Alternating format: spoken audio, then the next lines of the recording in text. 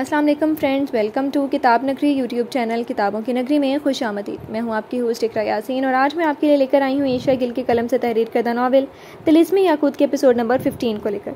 इस एपिसोड को स्टार्ट करने से पहले आप जल्दी से कर लीजिए हमारे चैनल को सब्सक्राइब, वीडियो को लाइक और क्लिक कर लीजिए बेल आइकन को।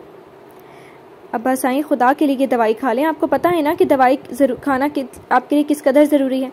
जवार जो काम के साथ साथ बाप के लिए भी हर वक्त फिक्रमंद रहता था, बाप की दवाई ना खाने पर मजीद परेशान होने लगा। मुझे कोई दवाई नहीं खानी जवार, मैं दवाइयों से ठीक नहीं होने वाला। मुझे बस मेरे अफगन से मिलवा दो।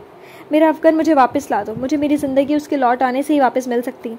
वह जब तक नहीं आएगा कुछ भी असर नहीं कर सकता मुझ पर। ज़हूर शाह जवार का दवाई वाला हाथ परे करते हुए उखड़ती सांसों के दौरान बोले तो जवार को उस वक्त अपना आप बहुत ही बेबस लगा। उसके बस में होता तो अफगन को कभी अपनों से दूर ही ना होने देता।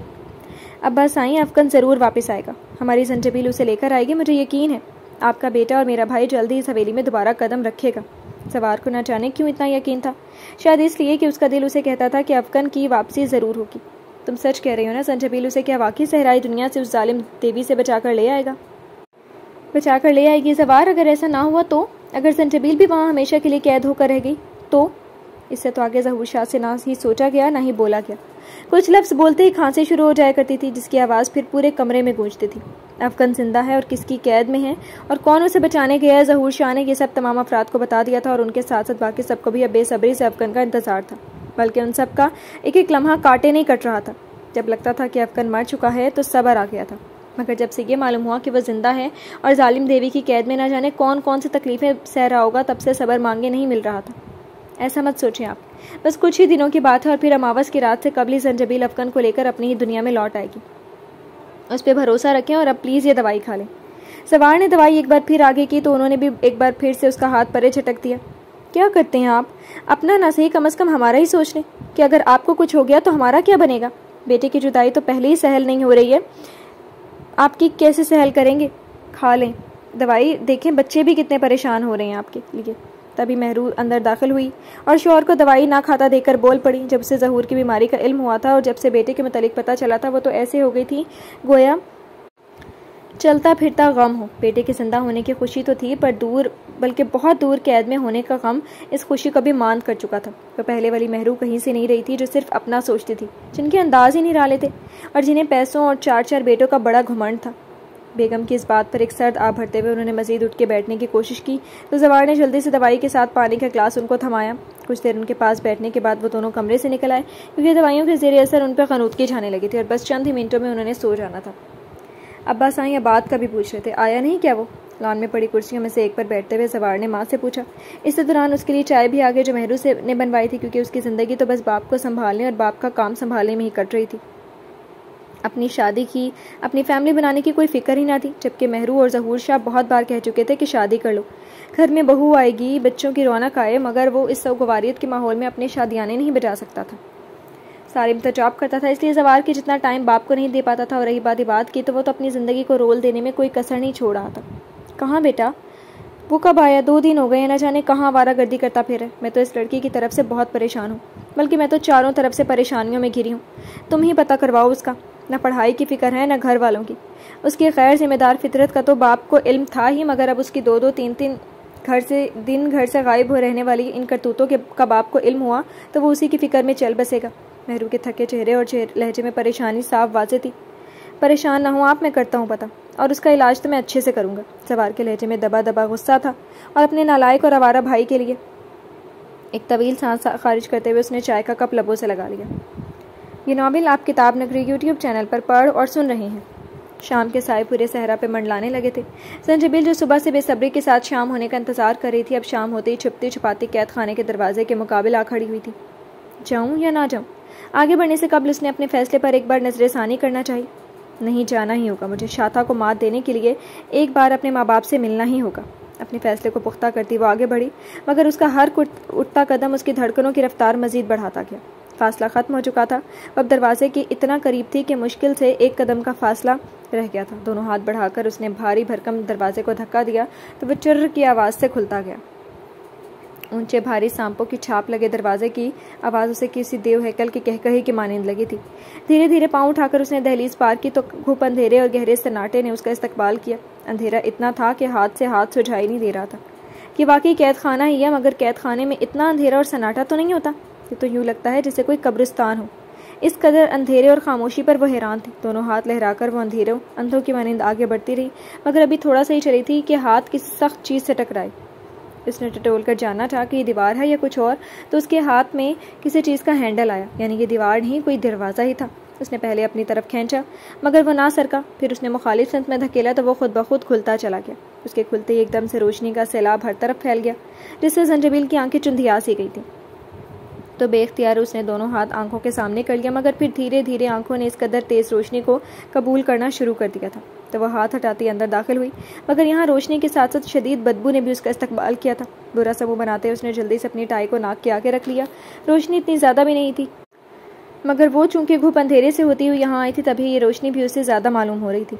और गहरे सन्नाटे के बाद अब उसे यहाँ चंद मिली जुली आवाज़ें समातों से टकराती महसूस हुई।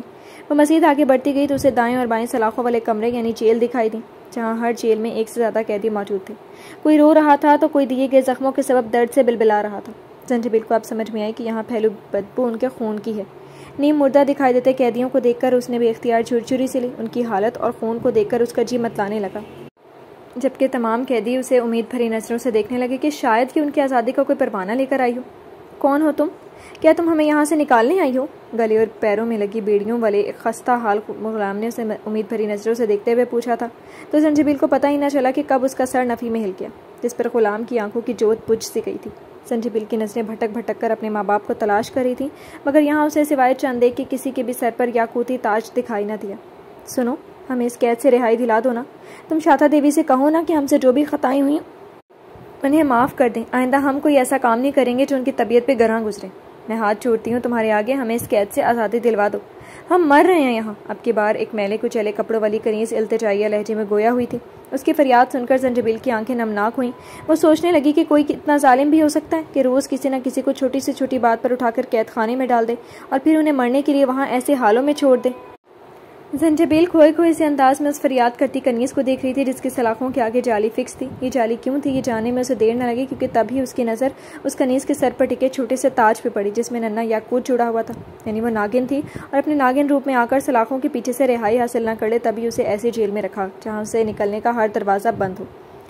जंजबील उसके ताज को देखने के बाद उसके चेहरे को यकटक देखती रही, जो पहले उम्मीद तलब निगाहों से उसे देख रही थी। तुम्हारा नाम क्या है? जेल के करीब आते हुए जंजबील ने पूछा तो उसकी कनीज़ ने बिना वक्त लगाए फट से बताया, मेरा नाम शाज़वा है। नाम जानती जंजबील के चेहरे पर उदासी मायूसी धर आई थी। उसने मजीद कुछ पूछने की बजाय रुख फेरा और बारी बारी हर जेल की सिम देखती गई, फिर ठटक कर रुकी, क्योंकि एक गुलाम के सर पर भी उसे वैसे ही ताज दिखाई दिया।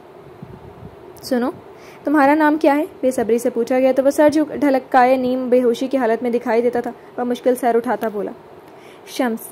और इस एक हरफी जवाब पर फिर से वो मायूस हुई थी और आगे बढ़ने लगी, जब उसे गुलाम ने नकाहत ज़दा लहजे में उसे पुकारा, सुनो, तुम कौन हो?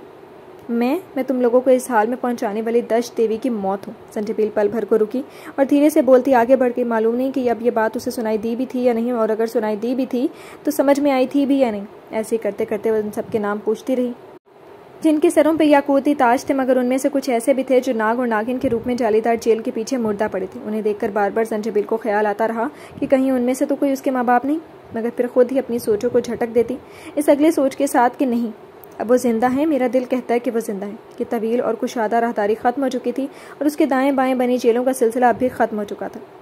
तो वो यहाँ से नाउमीदी इकट्ठी किए बाहर निकल आई, मगर अभी मेन दरवाज़ा पार करना बाकी था। अभी तो रोशनी से निकलकर वो फिर उसी अंधेरे में चली आई, जहाँ उसे निकलने के लिए हाथों का पहलाने का सहारा लेना था। जिस तरह वो आई थी उसी तरह चंद कदमों का फासला तय करती वो मेन दरवाजे तक आई और दोनों हाथों से पूरा जोर लगाकर उसे अपनी तरफ खींचा। जान लगानी पड़ी, मगर दरवाज़ा खुल गया और फिर वो उसी अंदरूनी खूब अंधेरे से निकलकर खुले आसमान तले शाम के अंधेरे में चली गई। मगर जैसे ही वो दहलीज पार करती आगे बढ़ने लगी तो सामने खड़े वजूद को देखकर उसके औसान ही खता हो गए, क्योंकि सामने शाकला खड़ी थी, वो भी खतरनाक तेवरों के साथ। क्या कर रही थी तुम कैद खाने में? बोलो, किससे पूछकर तुमने अंदर कदम रखा? इतनी जुर्रत तुम्हारी? वो अपने मखसूस अंदाज में बोली, बल्कि धाड़ी थी। जंजबील अपनी जगह काम कर रह गई। मुझे नहीं, बकवास बंद करो अपनी। तुम्हारा इलाज तो शाथा देवी करेंगी। चलो मेरे साथ। बहुत शौक है ना कैद खाने में जाने का, तो अब पक्का तुम्हें यहीं पहुंचाती हूँ। इससे कब्ल के संजबील कुछ समझ पाती, कुछ कर पाती, शाखला उसे उसी के पिछले बालों से जकड़े खींचती हुई ले जाने लगी। दर्द के मारे संजबील चिल्ला उठी और दोनों हाथों से अपने बाल उसकी कैद से आज़ाद करवाने की सही करने लगी। शाखला किसी को बालों से खींचकर ही अज़ियत दिया करती थी। छोड़ो मुझे, छोड़ो, जानने दो, मैं जानबूझकर नहीं गई थी वहाँ पर, वो चिल्लाती रही। मगर शाखला तो जैसे कान बंद किए थी। उसकी दर्द भरी इल्तिजाओं को फरोगुज़ाश्त करती रही, बल्कि उल्टा उसके बालों पर अपने हाथ की गिरफ्त और भी मजबूत कर ली थी। इससे संजबील के बालों में मज़ीद खिंचाव पड़ा और उसका सर बुरी तरह से चकराने लगा। मगर इससे कबल कि वो होशो आवाज़ से बेगाना होती, शाखला ने उसे झटका देते हुए छोड़ा कि वो औंधे मुंह फर्श पर गिरी। बालों को जैसे राहत मिली थी, उनकी अटकी सांसें बहाल हुई और वो बेहोश होते होते बच गई। मगर सर बहुत दुख रहा था, भारी हो रहा था, और उसी भारी सर को जब उसने ज़रा सा उठाया तो उसे अपने चेहरे के बिल्कुल करीब किसी के जूते दिखाई दिए। गौर करना चाहा तो उन जूतों में पैर भी थे, यानी वो कोई इंसान था जो उसके करीब खड़ा था, बल्कि खड़ी थी, और वो शाथा थी। माफ़ कीजिए देवी, ये आपके कमरे में जाने का वक्त है, मगर मैं चाहती हूँ कि आप इस बदबख्त कनीज़ को इसके किए की सज़ा देकर जाएं। शाथा जो कि तख्त से उतरकर निचले फर्श पर खड़ी थी और अपने कमरे की सिमत जाने का इरादा रखा, तो शाखला ने सर झुकाकर अदब से कहा, जबकि संजबील को घूरने से पहले शाथा ने शाखला को गुस्से से घूरा और बोली, क्या तुम अब सब अदब आदाब भूल गई हो शाखला? ये वक्त मेरे कमरे में जाने का है। तुम्हें चाहिए था कि इसे मेरे कमरे में लेकर आती। और सबसे बड़ी और अहम बात, मैंने तुम्हें मुजरिम को मेरे सामने यूँ फेंकने का हक नहीं दिया। ये मेरी शान के खिलाफ है कि तुम कोई भी चीज़ या इंसान लाकर मेरे आगे यूँ फेंको जैसे मैं कोई फ़कीर हूँ और तुम कोई महान खातून। सुर्ख सिल्क की पैरों को छूती, पेट को छुपाने की नाकाम कोशिश करती पोशाक में मलबूस शाथा कहर आलूद नज़रों से शाखला को देख रही थी, और ये नज़रें देखकर शाखला की तो जान पे ही बन गई थी। माफ़ कर दे देवी, मुझसे जल्दबाजी में बहुत बड़ी भूल हो गई। इस लड़की ने हरकत ही ऐसी की है कि आप सुनेंगी तो आप भी तैश में आ जाएंगी।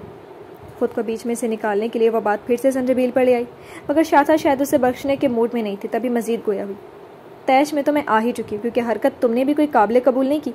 इसकी सज़ा तो तुम्हें मिलेगी। तुम मुझसे बढ़कर कुछ नहीं कर सकती। जो हदें मैंने तुम्हारे लिए मुतय्यन की हैं, उनके मुताबिक ही चलना होगा तुम्हें।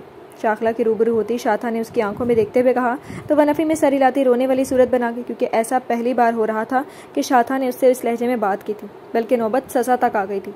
उसका गुस्सा संजबील के लिए और भी बढ़ गया था, मगर बल्कि निढाल पड़ी संजबील ने उससे नफरत महसूस होने लगी थी। ऐसी गलती दोबारा नहीं होगी, मैं आपको ज़बान देती हूँ, मुझे सज़ा मत दे देवी, मत करें। उसने हाथ जोड़े, जबकि उसको यूं गिड़गिड़ाता देखकर संजबील के लबों पर मुस्कान मचली। संजबील नहीं जानती थी कि अब उसका क्या हाल होने, मगर वह शाखला की यह हालत देखकर खुद के अंदर मचलती कमीनी सी खुशी को रोक नहीं पाई थी। गलती तो तुमसे एक बार पहले भी हुई थी, जब तुमने मुझसे पूछे बगैर एक कनीज़ को इस कदर मारा कि वह दम तोड़ गई, जबकि तुम जानती हो यहाँ मौजूद एक एक जान को ख़त्म करने का हक सिर्फ शाथा रखती है।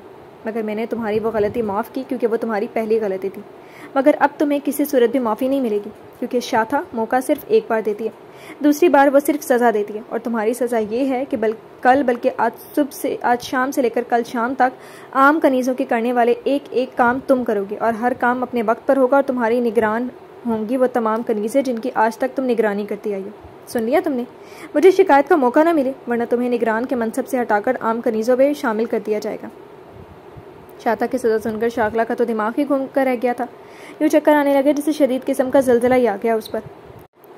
शाथा देवी एक दिन का खाना बंद कर देती, एक काम मुसलसल 10 दिन करने का कह देती, 1-2 दिन कैद खाने की नज़र कर देती, या मुझे 10 घंटों के लिए एक टांग पर खड़ा कर देती, मगर ये सज़ा तो ना देती। एक दिन के इतने काम वो भी अपने अपने वक्त पर करने होंगे, कैसे कर पाऊंगी मैं? शाखला ये बातें सिर्फ सोच कर ही रह गई थी, मुँह से तो बोल ना सकी, क्योंकि कुछ भी बोलती तो शाथा के मजीद गुस्से का बायस बनता, और वो गुस्सा उसकी सज़ा को डबल कर देता। ये बात वो जानती थी। ये तो 2 कामों के वक्त कोई बैलेंस करने में पागल हो जाएगी, कुछ जाके 10 काम करना, खासकर इतनी कनीज़ों का खाना बनाना।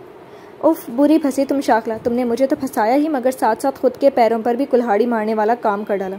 तुम्हारा एक बार ये हाल तो ज़रूर होना चाहिए, ताकि तुम दूसरों का एहसास कर सको कि वो कैसे सारा दिन वक्त पर इतना काम करती हैं। संजबील अभी तक फर्श पर मौजूद थी और मन ही मन में शाखला से गोया हुई थी। हाँ, मगर अब वो उठकर बैठ ज़रूर गई थी। उससे भी गवारा नहीं था कि वह शाथा डायन के कदमों में गिरी रहे, मगर वो खड़ी नहीं हो सकती थी, क्योंकि अगर शाथा के रूबरू खड़ी हुई तो वह अपने याकूत के जलने बुझने से रोक नहीं पाएगी। तुमने क्या किया? तुम्हें यहाँ क्यों लाया गया? जल्दी बोलो। शाखला से पूछने की बजाय वह डायरेक्ट संजबील से सवाल को हुई तो वह अपने हाथों की उंगलियां मसलने लगी, मगर ज़्यादा वक्त चुप न रही, क्योंकि देर से जवाब देने का मतलब शाथा के गुस्से को मजीद दावत देना था। मुझसे अनजाने में गलती हुई है देवी, मैं अभी तक नाग महल के कई रास्तों से ठीक से वाकिफ़ नहीं हो पाई। इतना बड़ा महल मेरे लिए भूल भुलैया से कम नहीं, तो मैं बस रास्ता भटक गई थी, मगर फिर मुझे एक दरवाज़ा नजर आया, तो मैंने सोचा कि अंदर जाने का रास्ता होगा, बस मैं चली गई, मगर अंदर सिर्फ और सिर्फ अंधेरा था, और अंधेरे में मेरा सांस रुकने लगा तो मैं फ़ौरन से वापस निकलने तो शाखला सामने ही खड़ी थी। मैं बहुत खुश हुई कि कोई तो नज़र आया मुझे जो मुझे अंदर जाने का रास्ता बतलाएगा, मगर कुछ कहने का मौका ही ना दिया गया। मुझ पर इल्ज़ाम लगा दिया गया कि मैं जानबूझकर कैद खाने में गई, जबकि मुझे तो उनकी ज़बानी ही मालूम हुआ कि वो कैद खाना है। मैं सच कह रही हूँ देवी, मैं बेकसूर हूँ। संजबीर ने अच्छी कहानी बनाई थी, मगर थोड़ी लंबी हो गई थी और शाथा को इतनी लंबी वजाहतें पसंद भी नहीं थी। मगर ना जाने क्यों मुस्कुरा उठी, जबकि उसकी यह मुस्कुराहट देखकर शाखला हक्का बक्का हुई, जबकि संजबीर उलझन सा था। ये नावल आप किताब नगरी यूट्यूब चैनल पर पढ़ और सुन रहे हैं। मेरा महल है ही ऐसा कि अक्सर लोग गलत राह को सही राह ख्याल करते हुए उसी से चल पड़ते हैं, मगर तुम्हारी इस भूल को मैं आखिरी भूल समझ रही हूँ। आइंदा ऐसी भूल ना हो। किसी पुरानी कनीज से मिलो और उसके हमरा महल का एक एक रास्ता अजबर कर लो, यही बेहतर होगा तुम्हारे लिए। आखिर में शाथा का लहजा हुक्माना था, जिस पर वह फौरन सर को इस बात में हिलाती जुम्बिश देने लगी और दिल में ढेरों शुक्र अदा किया कि जान खुलासी हुई, यानी उसे एक मौका बख्शा गया था। शाखला का चेहरा देखने वाला था। वो लाल भभूका खड़ी थी, जबकि संजबील ने एक जली कटी मुस्कुराहट उसके सुपुर्द की तो उसके तो तन बदन में इस उजली मुस्कुराहट की चिंगारी आगे भड़का गई। तुम अभी तक यहीं खड़ी हो? जाओ और जाकर खुद को पकवान खाना संभालो, और तुम लड़की जाकर ऐलान करो कि आज सब शाखला के निगरान हैं। एक बार फिर हुक्म छाड़ती वो अकड़ी गर्दन वाली अपनी सुर्ख पोशाक संभाले आगे बढ़ गई। वो चलती भी अदाओं के साथ ही सहज सहज के कदम उठाती थी। आते जाते कनीज़ों से झुककर अदा करती, मगर वो उन पर जरा भर भी निकाल डाले बगैर बेनियाजी से गुजर जाती। वह हर वक्त अपने साथ कनीज़ें लिए नहीं फिरती थी, हत्ता कि उसने अपने कमरे के बाहर भी पहरा देने को कोई कनीज़ नहीं खड़ी कर रखी थी। वो शायद कनीज़ों को अपने आसपास ज़्यादा वक्त के लिए बर्दाश्त नहीं कर सकती थी। आइए शाखला जी, देवी के हुक्म को पूरा करते हुए अपना अपना काम शुरू करते हैं। संजबील हाथ और लिबास छाड़ती उठी और फातिहाना मुस्कुराहट के साथ उसे देखती बोली, जबकि शाखला के तो उसके बदले अंदाज पर हैरान ही रह गई थी कि वो कनीज़ जो कुछ देर कबल उसकी मिन्नतें कर रही थी, अब सज़ा ना मिलने पर उसके मुकाबिल कैसे शेरनी बनी खड़ी है।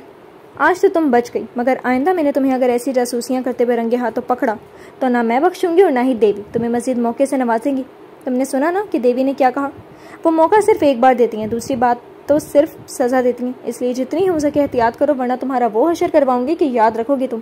शाखला को उस पर तो गुस्सा था ही, मगर अपनी सज़ा का गुस्सा भी वो उसे पर उतार रही थी, बल्कि खासकर उसके सुपुर्द की गई जली कटी मुस्कुराहट उसे तपाक कर रख गई थी। बख्शा तो खैर आज देवी ने आपको भी नहीं। बहुत अफसोस हो रहा है आपके लिए, कैसे करेंगे आप इतना सारा काम? मगर कोई नहीं, एक दिन की तो बात है, उसके बाद फिर से आपकी निगरानी शुरू। जंजबील उसके गुस्से में इजाफे का बायस बन रही थी। बदला तो अपना वो भी पूरा ही उतारती थी, और अब वो शाखला के बाल तो खींचने से ही तभी उसे लफ्ज़ों की मार रही थी। जल्दी से आ जाइएगा पकवान खाने में, क्योंकि मैं देवी के हुक्म की तामील करते हुए सब कनीज़ों को वहाँ आपकी निगरानी के खातिर इकट्ठा करने वाली हूँ। वैसे आपको कुछ बनाना आता भी है या नहीं, या फिर आप जल्द ही आम कनीज़ों को इसमें शामिल होने वाली हैं? खैर ये तो पता चल ही जाएगा अभी कुछ देर में। ये नावल आप किताब नगरी यूट्यूब चैनल पर पढ़ और सुन रहे हैं। एक आखिरी तीली जलाकर उसकी सिमत फेंकती वह मज़े से हॉल के दरवाजे की सिमत बढ़ गई, जबकि शाखला का तो उसके आम कनीज़ों में शामिल होने वाले अल्फाज सुनकर ही खून खोल कर रह गया। तुम्हें क्या लगता है कि मैं तुम्हें यूं ही बख्श दूंगी? नहीं लड़की, तुम तो अब हर वक्त मेरी नज़रों के हिसाब में रहने वाली हो। कब कोई चूक हो तुमसे और कब तुम देवी के जल्लाद के बाइस बनो। अब इससे यही मकसद है मेरा। तुम्हारी वजह से देवी ना सिर्फ मुझसे खैरों वाले लहजे में बोली, बल्कि मुझे इतनी कड़ी सज़ा भी सुना डाली। तुम्हें तो मैं जब तक हाले मर्ग पे ना पहुँचा दूँ, मेरा नाम भी शाखला नहीं। तुमने शाखला से दुश्मनी बांध के अपने बुरे अंजाम को दावत दे डाली। अब बस तुम देखते जाओ कि मैं तुम्हारे साथ करती क्या हूँ। दिल दिल में संजबील से बदला लेने का अहद करती शाखला अंदर पलते लावे को लिए हॉल से बाहर निकल गई थी। ये नावल आप किताब नगरी यूट्यूब चैनल पर पढ़ और सुन रहे हैं। जी तो फ्रेंड्स, कैसी लगी आपको आज की एपिसोड? कमेंट सेक्शन में ज़रूर बताइएगा। फिर हाजिर होंगे नावल के नेक्स्ट एपिसोड के साथ। तब तक के लिए इजाज़त दीजिए। शुक्रिया। अल्लाह हाफिज़।